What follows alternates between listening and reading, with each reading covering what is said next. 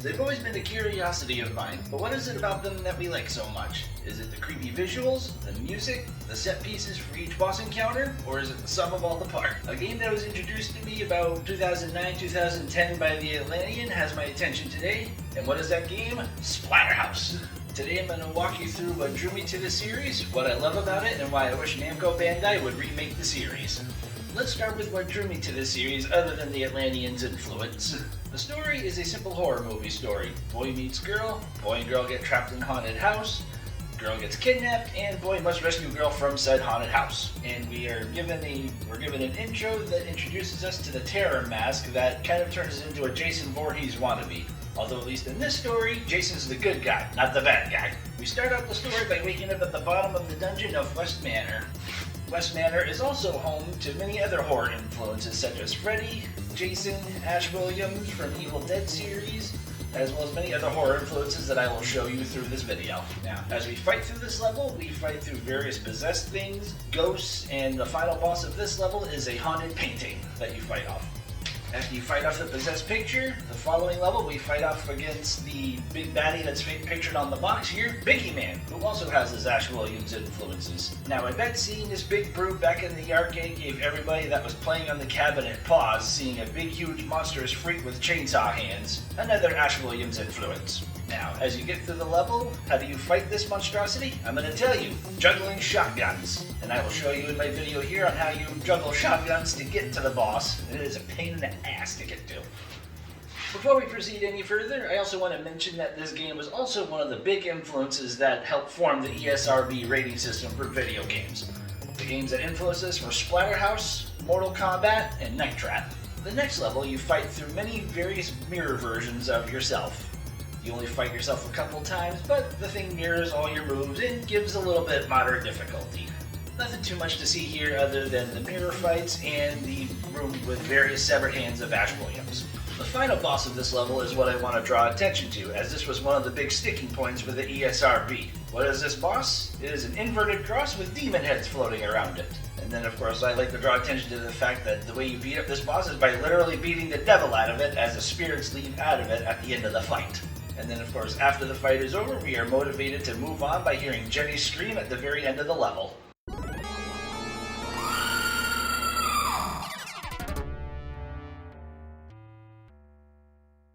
Now this next level doesn't have much of note to it, but I do have a favorite boss fight in it, and it is what I like to call the thriller fight. If you take the right pathways to this said character, you will come across a floating spiritual thingy that has funny music playing in the background. I'll stop here so you can hear a few seconds of the tune. The music kind of reminds you of Thriller, right? Anyways, after you fight the Thriller monster, you then come face to face with your girlfriend Jenny, passed out on the couch. Happy ending, right? This is a horror game. There's never a happy ending. So, after you come across your girlfriend pass out on the couch, you think she's safe, you pick her up, and what happens? She turns into this thing! Gotta love Dr. West's influence on Jenny, right? After you unfortunately kill your girlfriend, you then have to go in and fight the womb of the house. That's right, I said the womb of the house. The house is alive. We're just gonna fast forward through this level because this level is a pain in the ass, as you fight various spawning baby-like things in the womb of the house. And as you come face to face with this giant heart, and as you fight it, at the end you always want to make sure to back up away from the thing as it blows up because its explosion will kill you. Now, after you kill the womb of the house, what happens next? The house begins to destroy itself and blow up. So, level 7. Here, we have to escape the mansion property as everything falls down and burns around us, and then as we approach the end of the level, we come across a lone cross, or depending on which version of the game you're playing, it's either a cross or a headstone, and then the spiritual energy of the mask will transfer to this headstone and bring us to the final boss encounter with Henry West. Now, as you battle Henry West, you have to deal with his lovely hands trying to come up from the ground and grab ya. But after you dance around the battlefield, deal with falling debris, his hands trying to grab you, you kick his ass, and happy ending, right? Kinda, sort of. You see, as the game ends, you walk away from the fight, your mask breaks off of your face, and you watch the credits as the building of West Manor burns down behind you. And then if you sit through the credits, like we are about to here, you will see that the mask reforms and has a laugh at your expense.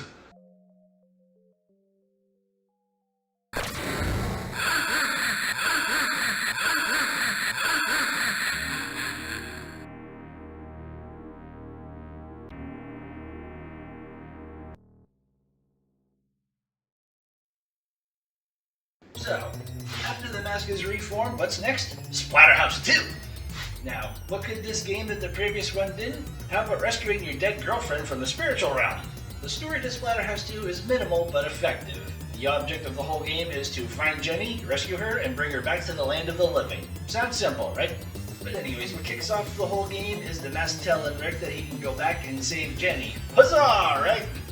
Now, Splatterhouse 2 has lots of familiarity to it. Scary monsters, scary settings, all sorts of just creepy shit that is going around the place. Now, as Splatterhouse 2 ends, you escape West Manor and West Island with Jenny in tow. She's alive and in good health. You fight the final boss of the game, and huzzah, happy ending as the credits roll and you are smooching on the sunset. But then as the credits finish, what happens? Our lovely mask friend appears again and has a laugh at our expense. And that is where we cue in Splatterhouse 3. Splatterhouse 3, the last of the older games that were between the arcades and the Sega Genesis systems. Now, what could Splatterhouse 3 that the other two didn't?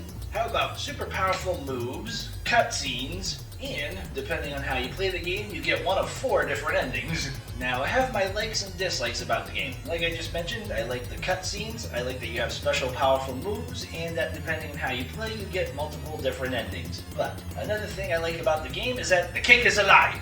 No, wait, I'm sorry. The mask is a lying sack of crap. Now, if you recall back in the first Splatterhouse game, the terror mask is what saved Rick from his mortal blow that almost killed him. Well, turns out the Terror Mask, or the evil ones, they want Rick's son because he has psychic powers that will help them do whatever evil voodoo that the evil spirit Terror Mask wants him to do. So anyways, near the end of the game, after you fight the Terror Mask, and depending on how you play, because Jenny can die if you don't save her, Rick's son can die if you don't save him, so you always want to strive for that lovely super happy ending, even if it's a pain in the ass to get. And yes, I will be honest, on my playthrough, I cheated and used a game genie to stop the timer so that I could get that lovely happy ending. So anyways, after you get the super happy ending, the mask is destroyed, you save Jenny, you save your son, and you go off into the sunset. Happily ever after, right?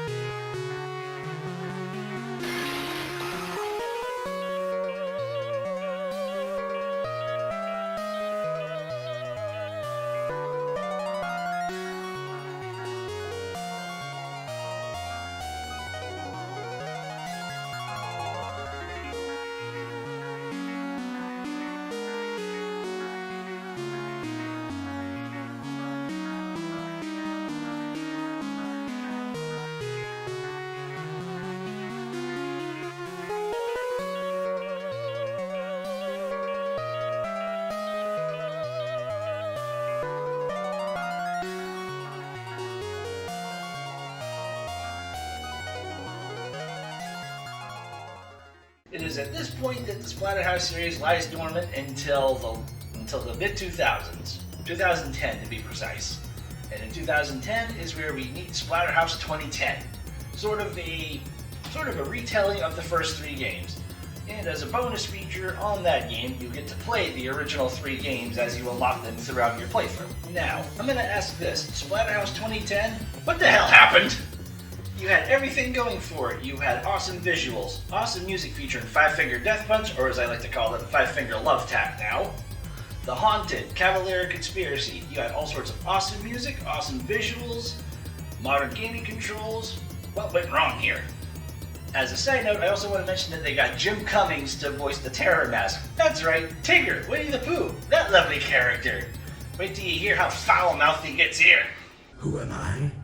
Let's just say I'm God. You're God. At least the only God that's listening right now.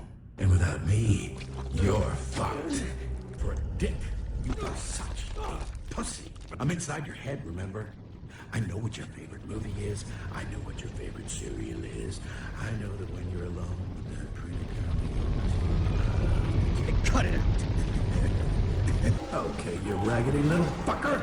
Let's see what you're made of. Wait. I know this guy. Yeah, we are screwed. Now, if you want to learn what happened to this game in more detail, check out my podcast here. And in that, I go in more details about what happened to the game and what caused it to end up the way it did. But anyways, after a dismal launch and the game ending up the way that it did, Splatterhouse has kind of laid dormant since.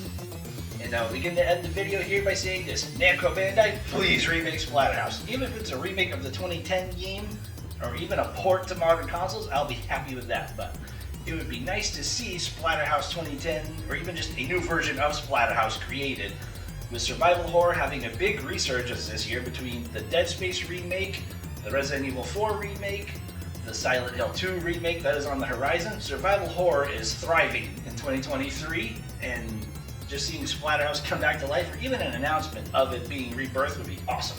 And if you decide to remake the 2010 Splatterhouse, remake it with the same enthusiasm that you did with the 2010 one. You know, have awesome modern visuals, an awesome control scheme, and plug in some awesome new bands. I'd like to plug my favorite band, Trivium, here. But please, Namco Bandai, remake Splatterhouse.